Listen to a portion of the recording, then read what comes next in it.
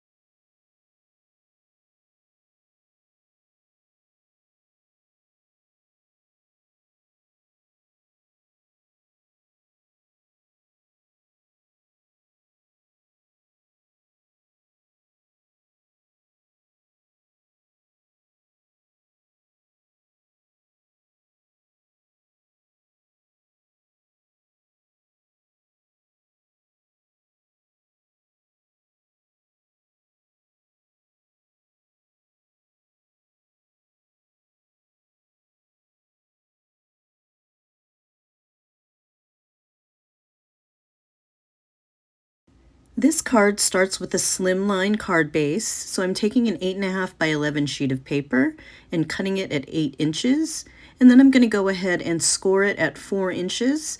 This makes a number 10 envelope sized card. In the US, that's a standard business envelope.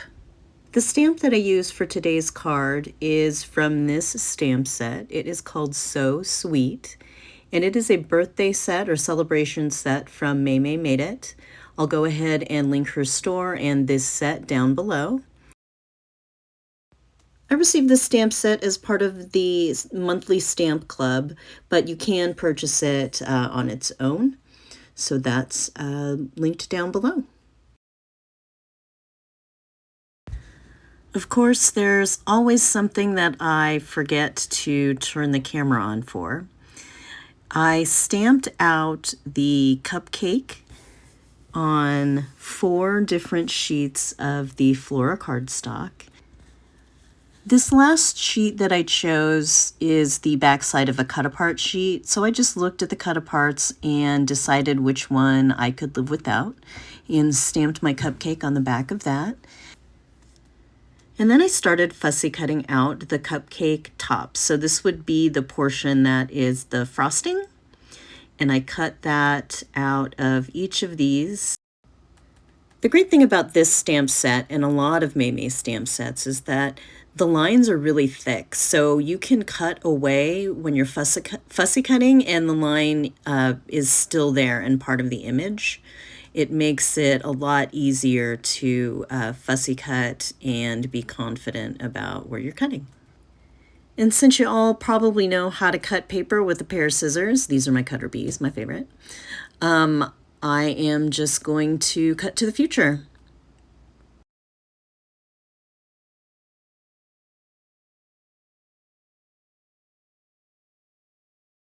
So for this next piece, I have a brown piece of cardstock that's about 2.5 inches wide, and I cut it at a little bit of an angle. I cut in from one point and in about 3/4 of an inch or so. And then I just put that angle on my scoreboard, and I score about every ½ inch or so. And this isn't a precise scientific endeavor here, so just make some lines in one direction. And then I go ahead and swivel it around somehow and figure out what's going to be the best way to make these other crosshatch lines. We're just making a little diamond pattern here, which is supposed to kind of simulate the pattern that you get on a ice cream cone. So there we go. And then I just slice it into a triangle.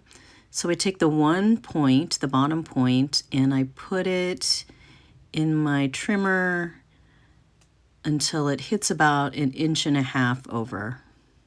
And then I just go ahead and make another one while I'm at it, just in case. There we go. So to make our card mat, we're going to take a piece of designer cardstock and cut it down to 8 1/4 by 3 3/4 inches. I actually previously cut this mat, not realizing that there was an orientation to this paper. Probably 100% of people wouldn't even noticed if I hadn't have pointed it out, but it bothered me, so I changed it. So once I get my mat glued down, I decide to put a sentiment on my card. So I grabbed the Celebrate stamp out of the So Sweet stamp set. And remember that this is linked below if you want to check it out. Here you can also see how I label my ink pads. I put notes on the top of them so that I remember what I use with watercolor, what I use with alcohol ink, what is good for fine detail, and things like that.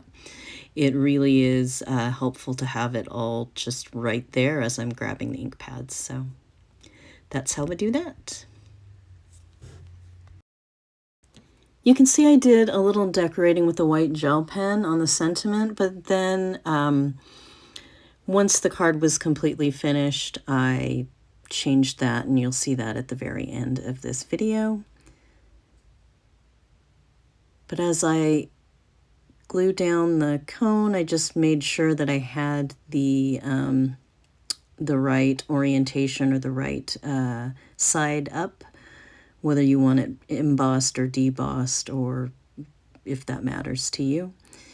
And then just layered up my whipped cream, which becomes the ice cream as it goes on the ice cream cone. I did lay this out a couple different times in a couple different patterns just to decide what I liked. These all have a floral pattern on them, but some of the sheets are more obvious than others.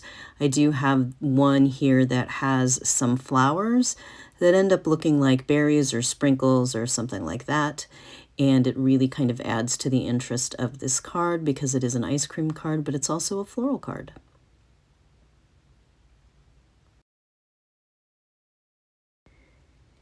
If you liked any part of this video, please give it a like. I am making a project using Maymay Made It's birthday tag it set next week. So if you hit the subscribe button and the notification bell, YouTube should notify you when that is posted. Don't forget, I'm also doing a monthly non-sponsored giveaway. So every comment that is commented for my videos for the month of May, in the month of May, I will put into a generator and pick a winner at the end of the month. Now I've just got one more scoop of ice cream to put on the top. It's a pretty mauve color. It matches the sentiment at the bottom. And I think it really helps to break up the busyness and tie the card colors together.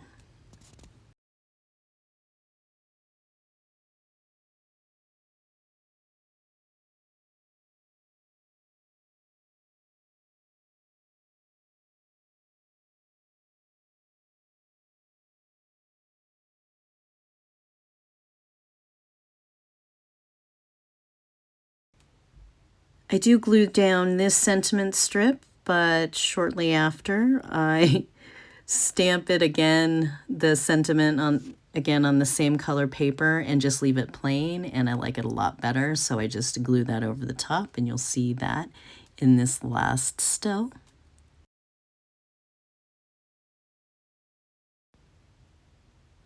Don't forget to leave a comment so that you can be entered into my giveaway for the month of May. And don't forget, safety first.